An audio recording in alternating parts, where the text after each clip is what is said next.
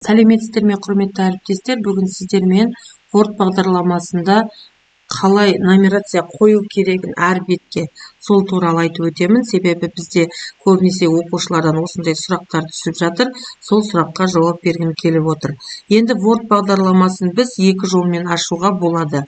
Ол үшін пусыққа кіресіздер және Microsoft Office-тің ішінде Word деген бағдарлама бар, соны таңдап аласыздар. Міне.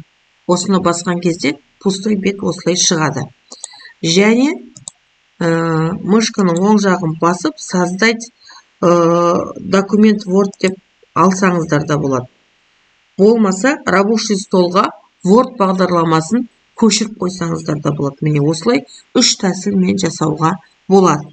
Енді мен осы пустой бетті ашып сіздерге қалай нумерация қою керегін қазір түсіндірем.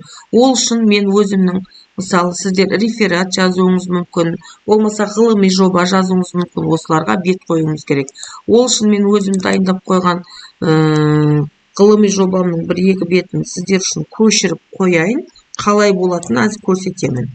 Міне осылай көрсетіп алдым да, көшіріп алдым, бағанағы бос Word-ма әкеліп қойдым.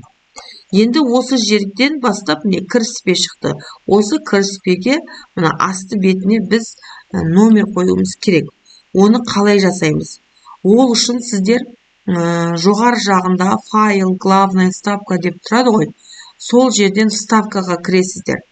Сол жерден номер страницы дегенді басасыздар. Міне.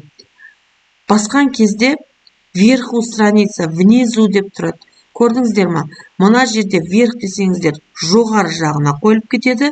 Әрбір нумерациямыз, ал внизу десек, міне төмен жағына қойылады. Енді сіз осы нумерацияны, болмаса номерді сол қол жағыңызға қоюға да болады, ортаға қоюға болады, және оң қол жақтарыңызға қоюға болады. Енді біз стандартқа қарай жұмыс жасайтын болсақ, бұл ортасында тұру керек. Осыны басасыздар. Басқан кезде байқасаңыздар, міне бет келіп түсті. Бірінші бет.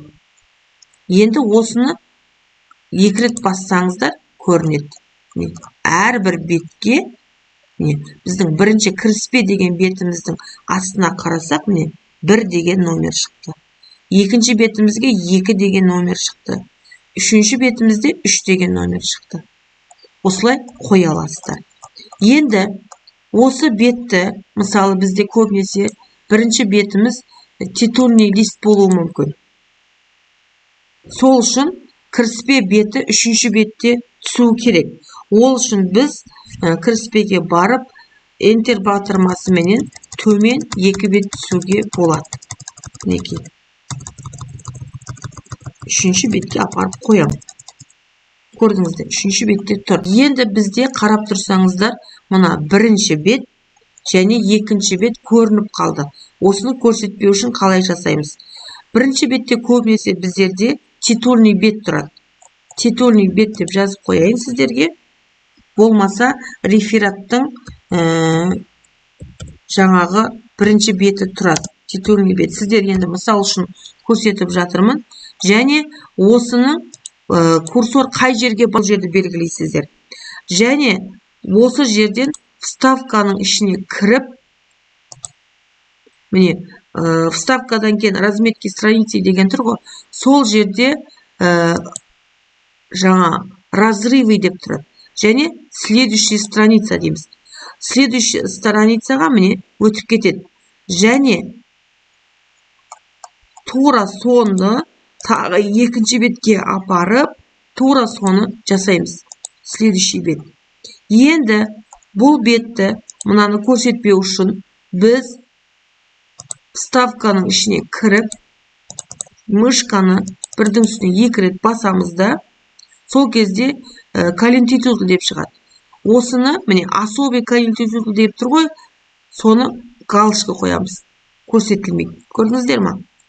Екінші бетке де тура солай барамыз да, ерекшелік болмаса белгілеп алып, особыйды басамыз. Және мышканың оң жағымен 2 рет басып жіберсеңіздер, коллинтитул кетеді. Міне көрдіңіздер ғой. көбінесе бізде екінші бет мазмұны болуы мүмкін. Бұл жерге де сіздерге түсінікті болу үшін мазмұны деп жазып қояйын. Жаңа бетін, әрбір нені жазасыздар ғой. Енді сіздерге түсінікті деп ойлаймын. Болмаса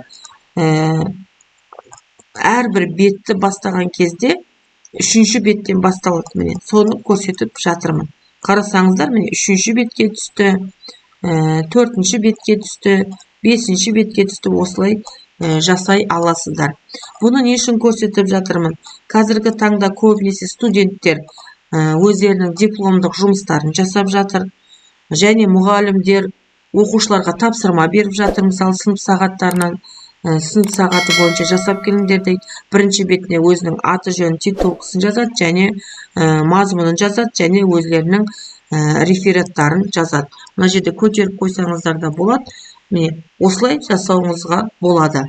Менің каналыма тіркеліп, лайк басып, комментарий жазуды ұмытпаңыздар. Тағы да көптеген ақпараттар болса, осылай сабағымда түсіріп отырамын. Сіздердің қателеріңізге жарап жатса, мен өте қуаныштымын. Келесі сабағыма көріскенше сау саламат болыңыздар.